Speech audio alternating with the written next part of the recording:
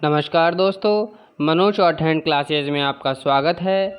यहाँ आपको मिलता है 110 शब्द प्रति मिनट डिक्टेशन। दोस्तों, इस डिक्टेशन की आउटलाइन और पीडीएफ के लिए हमारा टेलीग्राम ग्रुप ज्वाइन करें। डिक्टेशन शुरू होगी 3 सेकंड बाद। सभापति महोदय, मैं वित्त विधेयक का समर्थन करने के लिए खड़ा हुआ हूँ।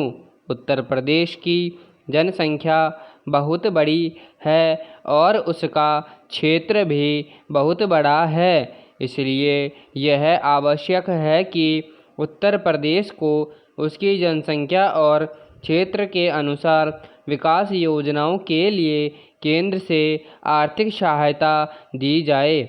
इसके बिना उत्तर प्रदेश की उन्नति होना असंभव है। भारत का किसान इस देश का जीवन है। किसान पर ही सारी खुशहाली और उन्नति निर्भर है। अगर उसका जीवन समृद्ध होगा तो देश भी समृद्ध होगा। इसलिए यह आवश्यक है कि किसान के दैनिक जीवन की चीज़ें सस्ती हो और उसके खाद और कृषि यंत्र आदि सस्ते दामों पर मिल जाएं। पानी के लिए उसको भगवान की तरफ न देखना पड़े, बल्कि उसको सिंचाई के विषय में आत्मनिर्भर बनाया जाए। जब तक किसान को पूरी सुविधाएं नहीं दी जाएंगी, तब तक देश उन्नति नहीं कर सकता। मेरा यह भी निवेदन है कि जिन परिवारों में खेती का काम होता है, उन परिवारों के बच्चे को कृषि विभाग में नौकरी देनी चाहिए। यह मैं आवश्यक समझता हूँ, क्योंकि उनके कृषि के बारे में व्यावहारिक ज्ञान होता है। सभापति महोदय, वर्तमान सरकार ने समाजवाद की नीति अपनाई है और सरकार समाजवाद की तरफ कदम बढ़ा रही है, लेकिन हम देखते हैं कि बड़े और छोटे सरकारी कर्मचारियों के वेतन में बड़ा फर्क है। कुछ अधिकारियों का वेतन हजारों में है, जबकि चपरासी आदि छोटे सरकारी कर्मचारियों को सिर्फ 5,000 या 7,000 रुपये मिलते हैं। आज वेतन में यह जो फ़र्क है वह समाप्त होना चाहिए, तभी हम कह सकते हैं कि हिंदुस्तान में समाजवाद है। किसान की रोज़ाना के उपयोग की चीज़ें बहुत महंगी होती जा रही हैं। देश में महंगाई दिन प्रतिदिन बढ़ रही है और सारे देश में बेचैनी फैली हुई है। इस बढ़ती हुई महंगाई को रोकना आवश्यक है, नहीं तो देश में क्रांति हो जाएगी। आप इस बड़ी समस्या से हमारी तरफ देख रहे हैं, लेकिन महंगाई हमारे नियंत्रण से बाहर होती जा रही है। देश में काले धन की बड़ी चर्चा की जाती है, उसको निकालने के लिए बड़े प्रयत्न किए गए हैं। सभापति महोदय, सरकार इस स्थिति में नहीं आई है कि वह कल कह सके कि देश में काला धन नहीं है। काले धन को निकालने के और प्रयत्न होने चाहिए, लेकिन उसके साथ साथ इस दिशा में भी कदम उठाए जाएं कि ऐसे कामों पर रोक लगाई जाए जिससे लोगों को काला धन कमाने का अवसर ही न मिले।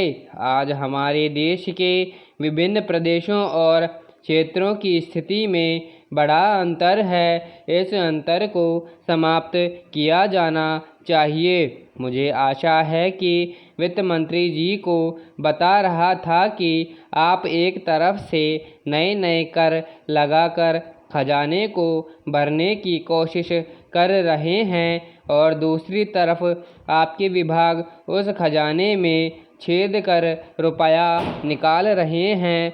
इस तरफ उनका ध्यान जाना चाहिए। मैंने इस संबंध में एक उदाहरण दिया है कि एक लंबी चौड़ी सड़क पर ही एक तरह का काम होने वाला था। यह एक ठेकेदार ने 4 लाख रुपए प्रति मील और दूसरे ठेकेदार ने 10 लाख रुपए प्रति मील के हिसाब से रुपया मांगा। जब वित्त मंत्री महोदय के सामने यह चीज़ लाई गई तो इस बात की जांच हुई, जिसमें कुछ करोड़ रुपयों की बचत हुई है। अगर सब मामलों की जांच हो जाती तो यह कई करोड़ रुपयों की बचत हो सकती थी। जैसा कल मैंने वित्त मंत्री जी से कहा, उन्होंने 2 करोड़ रुपए की छूट देकर हम पर एहसान लाद दिया, लेकिन मैं तो आपका कई करोड़ रुपयों का लाभ करा रहा हूँ। आप इसकी जांच कराइए और देखिए कि कैसी लूट हो रही है। इतना ही नहीं, इसका प्रभाव दूसरे विभागों पर भी पड़ रहा है। वहाँ पर जो दूसरे विभाग काम कर रहे हैं, उनकी दरें भी बढ़ती रही हैं या दरें बढ़ने के लिए उनकी मांग बढ़ रही है। जब वही काम एक जगह अधिक लागत में होगा तो दूसरी जगह वही काम कम लागत में नहीं हो सकता। इसलिए या तो वह चोरी करेगा या दर बढ़वाएगा। अगर एक सड़क पर ऐसा होता है तो वहाँ जो दूसरे काम चलते हैं उनमें भी ऐसा ही होता है। ठेकेदार आपके विभागों के साथ मिलकर दर बढ़ाते हैं।